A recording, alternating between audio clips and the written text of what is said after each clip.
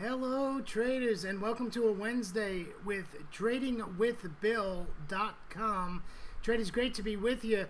Got a little bit to talk about today. Our trade yesterday on that dollar yen just never worked out. What happened was it was in New York where that thing decided to just dump to the downside, but that was way too late for us. And with the trade just didn't pull back. It just like hung around.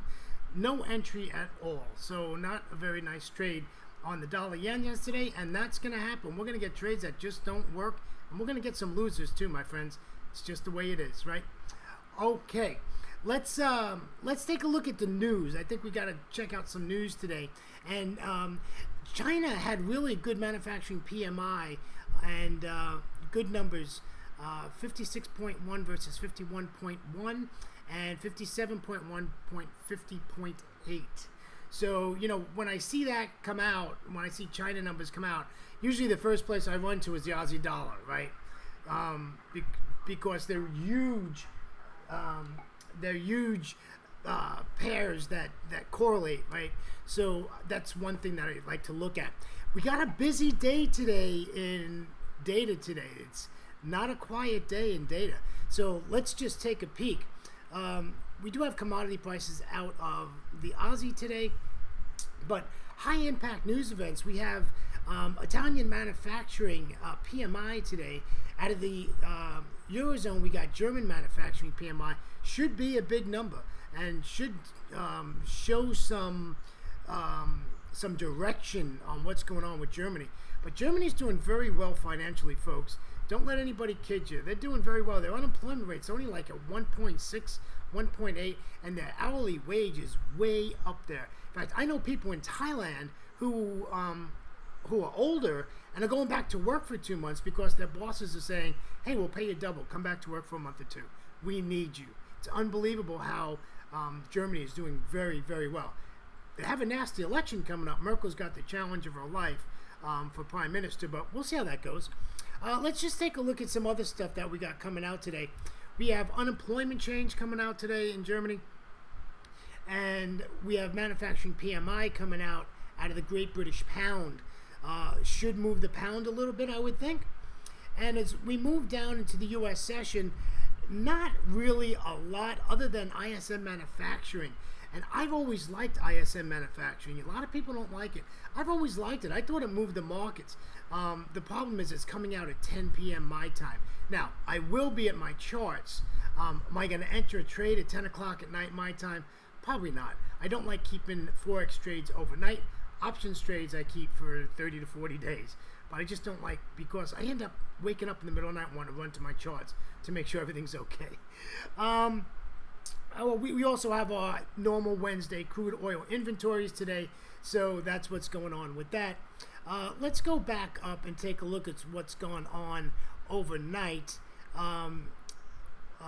Let's see. Let's go to our commodities here and see what we can get going.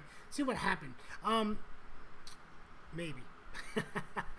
Maybe we're going to do this. I don't know. Okay, here we go. Gold is up at looks like it's at 1,244.85. Crude is up 54.14, and Brent is up at 56.67. So these have pretty much stayed in line, and my coffee is still at 142.43. So not doing too good there. Let's take a look at the indices real quick. DAX was what do we got here? Not much. Everything looks pretty good. The Dow, the DAX, the S&P, the FTSE, the CAC, all of those were in the red at the close yesterday. So pretty interesting on that. I really don't like the way that looks.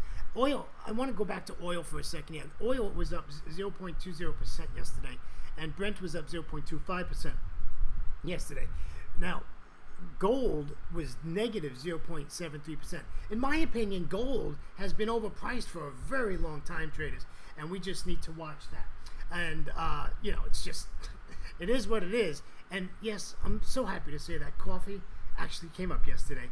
It is at positive 1.03% at the close yesterday, and currently on the futures account is up 1.45%. Really nice stuff. So we got a pretty interesting market, right? It's a lot of fun. I don't know. I hear people saying that trading is boring. Boring? You got 41 currency pairs to look at. I look at 8 every day, and I don't know. I'm making trades every day. Whether I win them or I lose them, I'm making trades every day. Yesterday was probably the first day I did not actually enter into a trade. All right, enough of that. Let's get looking at what we're doing today. We are looking at the pound yen again.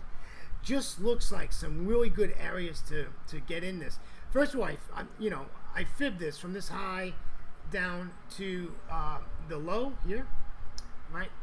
Down to the 0 here. And what I'm finding is here, we want to make this entry at 140.25. We want our stop at 140.75. Traders, I think that's high. I don't like a 50 pip drawdown. So I'm not going to wait for 50 pips. But if my computer blows up, the electric goes out, and my cellular system dumps, I got some safety in there, and I'm not going to lose my tail, right? Stops, in my opinion, are for emergencies. Okay, emergencies. So we want to get in this at 140.25. Now, I will tell you, look at this. This just says the bulls are weak, and we want to continue to the downside. So what I'm thinking here is this is not going to make our entry level.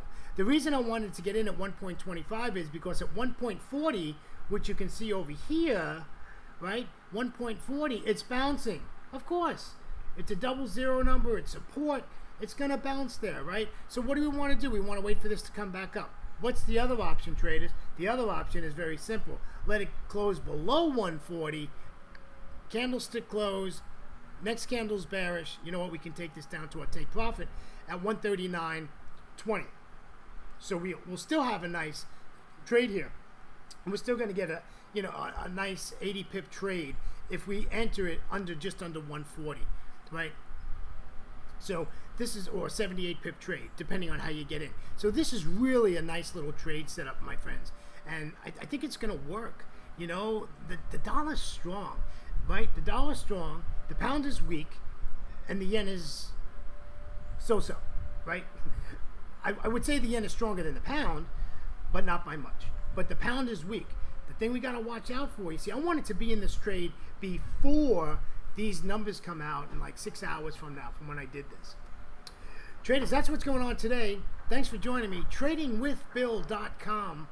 Come visit my website. You can always look at the videos I've done in the past couple of days, and you can check them out.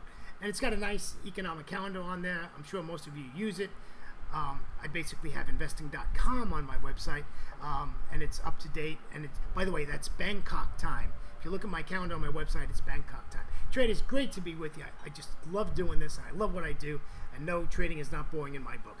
Traders, have a great trading day. And hey, we'll catch you tomorrow. Take care, my friends. Bye-bye.